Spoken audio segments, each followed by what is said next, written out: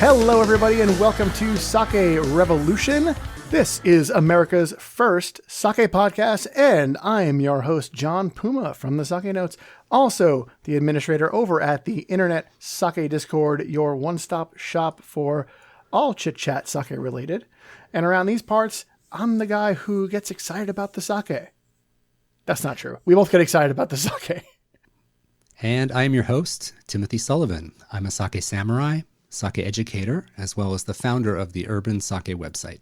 And every week, John and I will be here tasting and chatting about all things sake and doing our best to make it fun and easy to understand.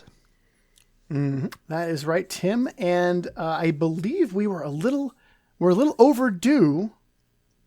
At least that's what my notes say. We're a little overdue for a guest.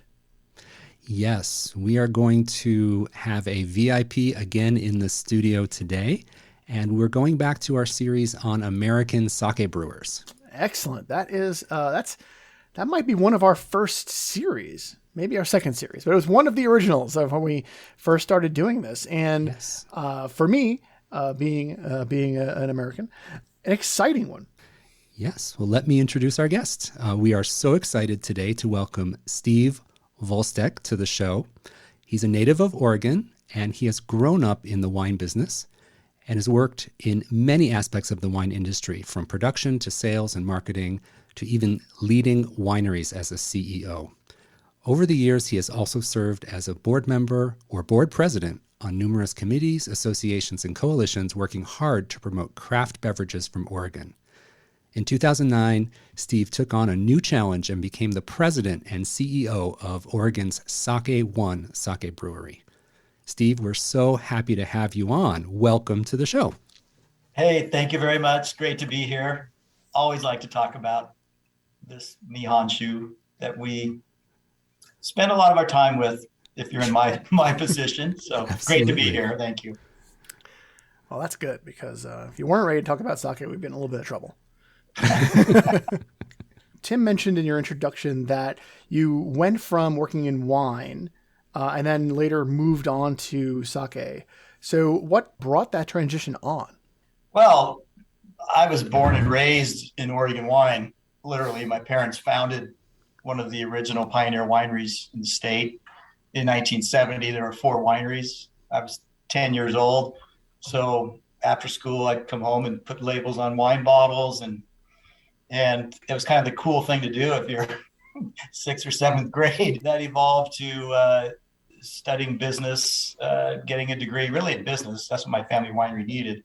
And then really embarked on the mission of trying to establish a place in the globe wine market for Oregon wine. And of course, back then, there wasn't an industry per se, and people didn't know even that wine was made in Oregon. So as I got out of college and started doing sales and marketing for the company, and then eventually ran the company for 14 years, I got to work alongside many of the pioneers, the David Letts, Dick Ponzi, Dickie Rath, and a host of others, even though I was second generation. So really got to be out in the market, trying to convince people to drink a beverage that they really didn't know a lot about, a variety, Pinot Noir, they didn't know a lot about.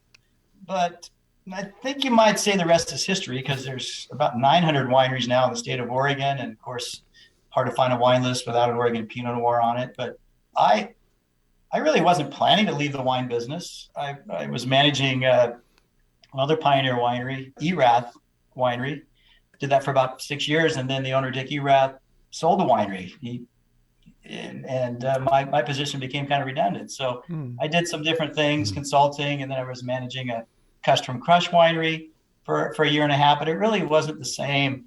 And Oregon is made up mostly of small family wineries, and Erath was quite sizable. So there really wasn't a role for me to just slide into. And so by happenstance, a recruiter called me and said, hey, if you're looking for something, I got something that might be interesting for you. And so I said, well, what are you talking about? And he said, well, I can't really tell you what it is. All I can tell you is it's an adult beverage company. That sounds kind of dirty almost. The first rule was he wasn't allowed to talk about it. And the second rule was he wasn't allowed to talk about it. Yeah. So Anyway, I eventually pieced together what he was talking about. And I thought, that's interesting. I didn't know a lot about sake at the time. I'd actually came here a couple of times. In fact, one of my growers who was growing grapes for me was the general contractor that built SakeOne. I actually toured the facility. He took me over. He drove me over here. It's literally 9 miles from my house. That was another nice thing. And he toured around, and I was looking around going, what is this cedar-lined room right here in the middle of the koji? Is it a sauna for the employees? And so what a crazy happenstance that, that was 1997. And then I started here in 2009. So I never would have dreamed that I'd take on this endeavor of running, America's original craft sake brewery. Yeah.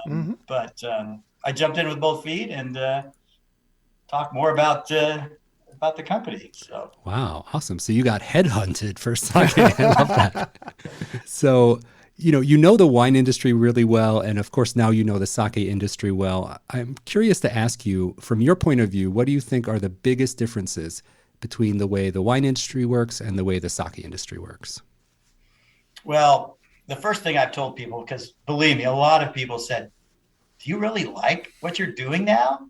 And I said, damn. I said, hell yeah, I do. I've been here 12 years. That's rough. But actually in some ways, when you're managing a sake brewery, of course, no different than a winery, you're managing, how much product do I make? How do I forecast it? How do I get people to get interested in it? All the things that you have to do. And, when after managing wineries for so many years, I found that in the world of sake, because unlike wine where you get one chance a year to make your wine in the fall at harvest, we brew year round. So it actually is much more conducive to managing and projecting sales and projecting how much you need to make. So it's not like I always said, projecting wine sales is like you got a dartboard and you're throwing a dart, trying to figure out, how many grapes should I buy? Should I grow? How much wine should I make? Because with wine, in some of the varieties, particularly Pinot Noir, you're not just making it, selling it the next day. It's there's a time difference there. So really, what I found initially was, I jumped in. I needed to understand all the idiosyncrasies that go into making fine sake.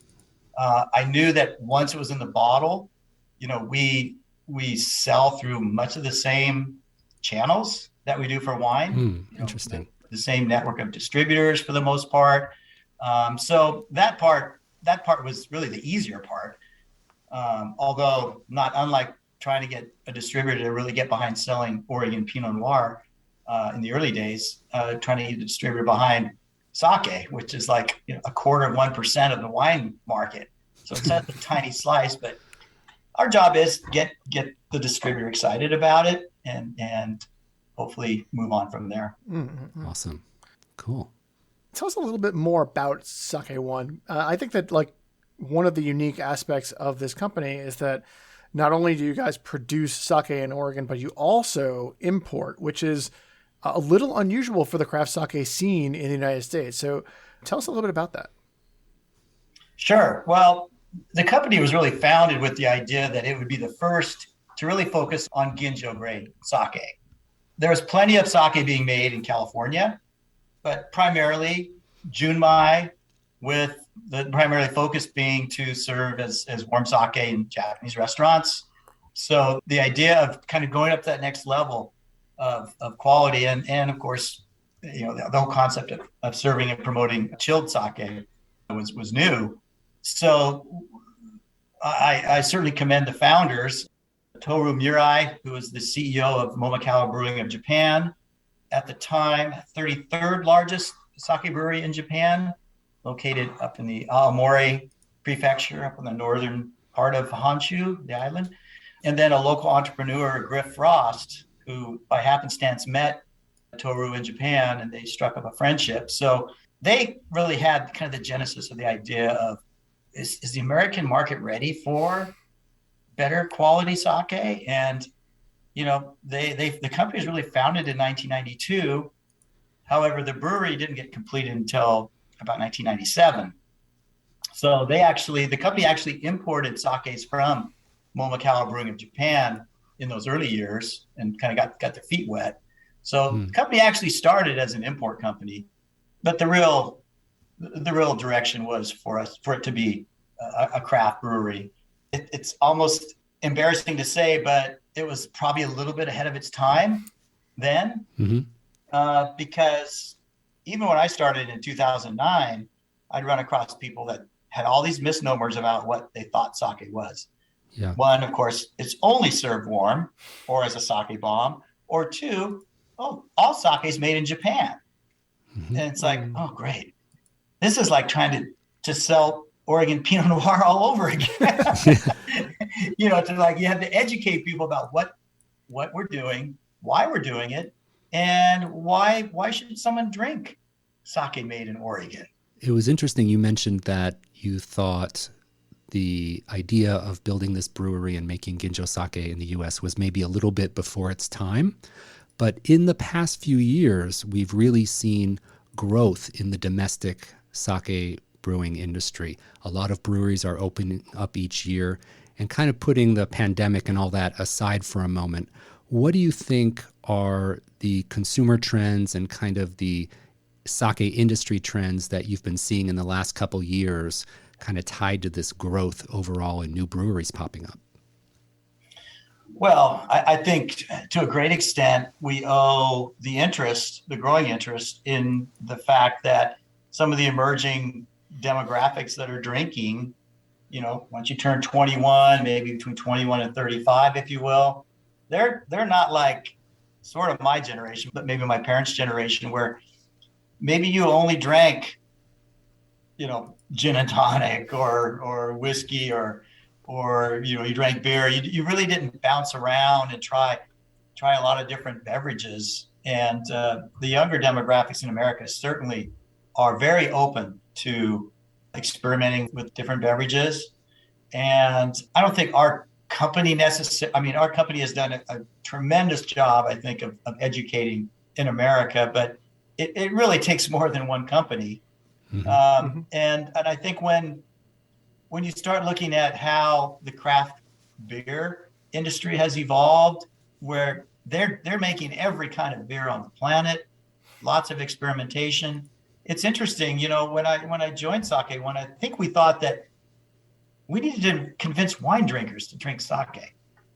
And we sort of pounded our heads in that direction for a long, long time. And then we started figuring out that, wait a minute, consumers are like beer, like lots of different types of beer. They always like the new things that are coming out from these craft brewers. And so that's sort of dovetailed into, wait a minute, we need to really engage maybe more of the beer drinkers, the younger ones especially. And we found a very willing audience. And so that was very enlightening. And I think, we certainly, being sort of the old guard, if you will, of craft brewers in America, craft sake brewers, we had a lot of people stopping by, asking questions, a lot of these small startups. And they're just sowing those little seeds of interest in the category locally, which we did here in the Portland area. And the per capita consumption of sake here in Oregon is in the highest in the country. So we know once you put a good product out there, people get excited about it for all the reasons that we all know about sake. So it's fun to open the doors and see what happens. So on that topic, tell us a little bit about the sake that you guys are producing domestically, brands and styles. Tim and I, I'm sure, have had quite a few experiences with them, but I want you to kind of tell our listeners what they should be looking out for. Oh, you bet. Well, because the company was founded by the family that had Momakawa Brewing of Japan, they made the decision early on that the primary flagship brand, they would use the Momakawa name here in America. So that's been the flagship brand since day one, since the first batches in 1997. Geez, I say that and I go, that's It's like almost 25 years ago that we've been brewing. Yeah. It's quite something. So that brand remains our flagship, and we do make a variety of styles under the Momakawa brand, from a sort of a dry tokubetsu Junmai style to technically they're all Junmai Ginjos because they're all polished to 58% before brewing. But then we've got our Diamond Junmai Ginjo is our top selling sake. Mm-hmm. It's that not dry, not sweet, just very well balanced, kind of a jack of all trades sake for us. That's what we introduce people to if they've never had it, just to see where they are. And then we do it in Nigori called Pearl. We have 2 organic Junmai Ginjos, one clear, one Nigori. We are USDA certified organic as well. Oh, and then a couple years ago, we started releasing actually 2 sakes in cans. So we've got a Momakawa Junmai Ginjo, and then a new brand called Yomi. The other brand that was started very early on was Moonstone. To our knowledge, SakeOne, we were the first sake brewery to actually infuse, in our case, a Junmai Ginjo sake, and then infuse it with natural essences, Asian pear, plum, coconut lemongrass. Through the years, early on, they actually had a hazelnut, peach. We've tried some different other things, but really, I think the necessity there was we know when people come by our tasting room, a lot of them, it's the first time they'd ever been to a sake tasting room. And for many of them, never had sake outside of maybe that warm sake in a Japanese restaurant. Yeah. So these are sort of like entry levels, giving them some elements of the beverage that they could kind of go, oh, I get that pear flavor. This, and it's kind of has sake sort of in the background. And then our G brand was started in about 2007. And the idea was we would make something very American looking and American tasting. The G stands for Genshu, against Junmai Ginjo, but at 18%, it really provided more of that bold, in your face type of style that we always think about, what kind of foods we as Americans eat versus, say, the Japanese would eat. And, our flavors tend to be much bolder. You think about barbecue and spice elements and such. So the G sake really is one that can really stand up to those bolder flavors. And that was sort of the idea behind it. Also, we came up with a very unique package. You wouldn't probably mistake it for anything that came from Japan. Mm-hmm. So that was sort of our, let's kind of wave the American flag and say, this is something that's different, but still follows a tradition of Japanese sake brewing, if you will. Great.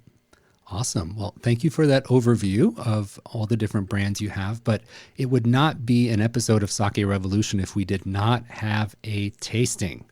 So we've asked you to prepare one of your very special bottles, and this is a sake that John and I also got our hands on.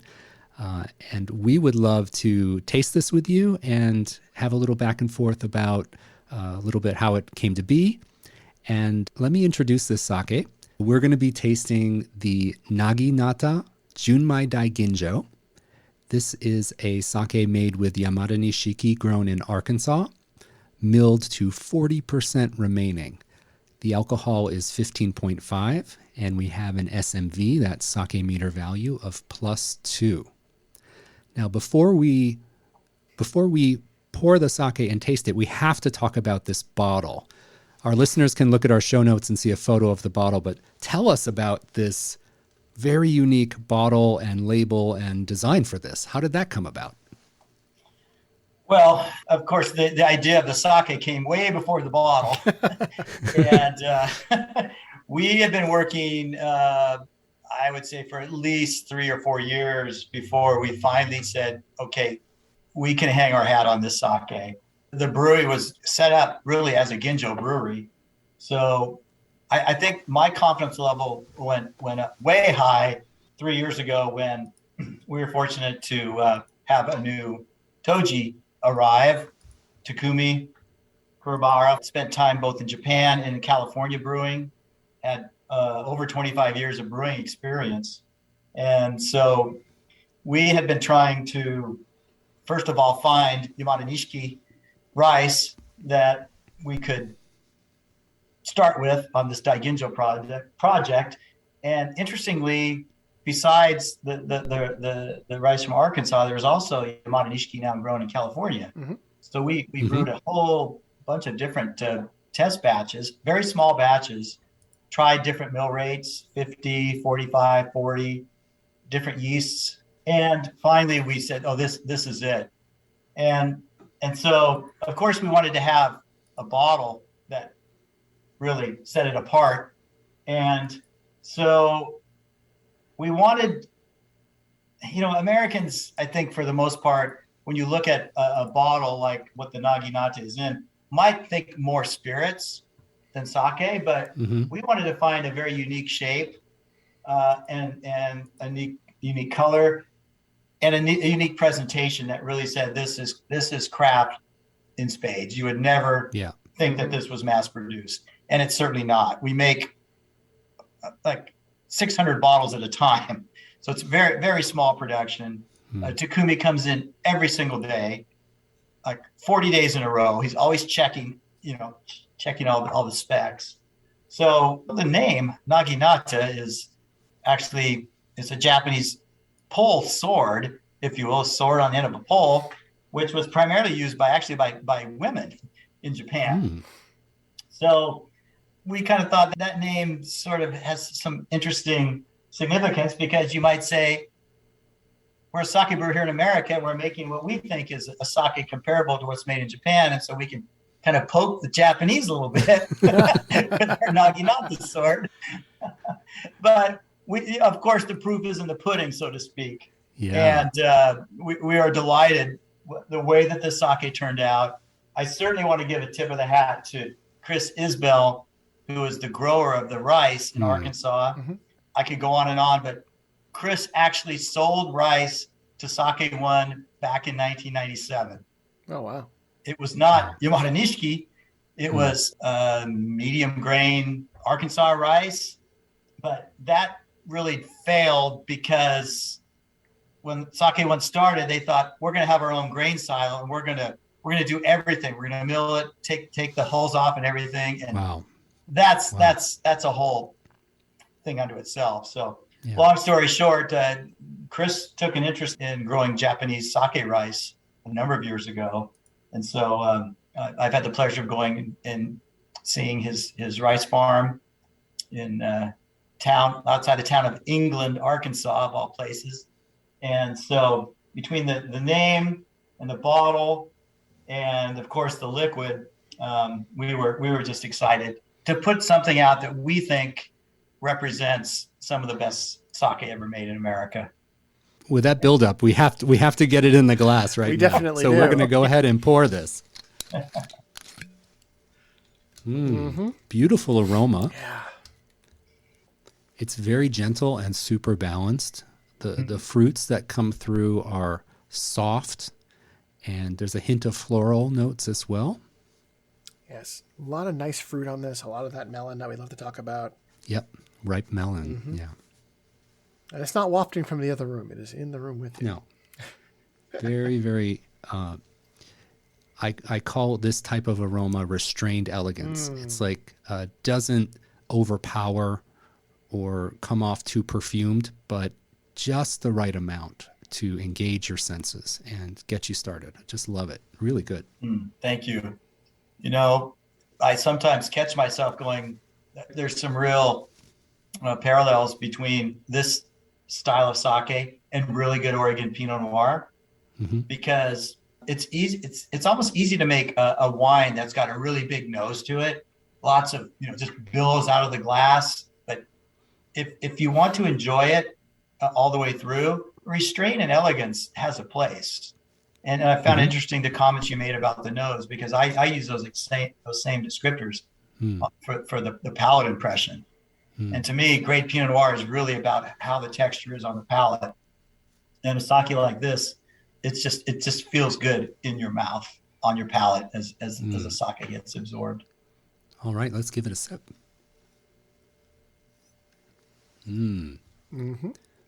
Very smooth. Yeah. And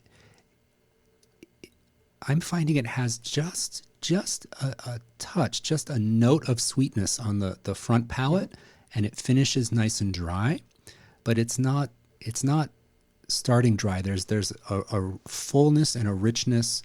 Those wonderful fruit flavors come through, but it gives me just a slight note of sweetness at the beginning, and then it finishes balanced and dry. Just really, really lovely, super premium flavor. Yeah. Really, really good. And Thank you. that dry finish is something that we like to talk about on the show as being something that becomes inviting again for your next sip. It's kind of resetting you, and then you get to go on the journey all over again.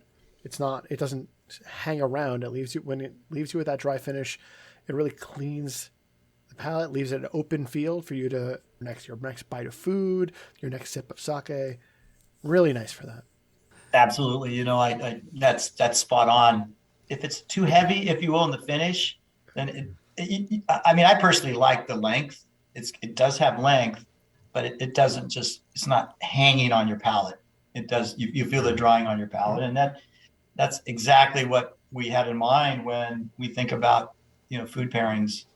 And speaking of food, what do we think about pairings with this? I know this is a Daiginjo, and sometimes people like to kind of make this more of a sipping thing.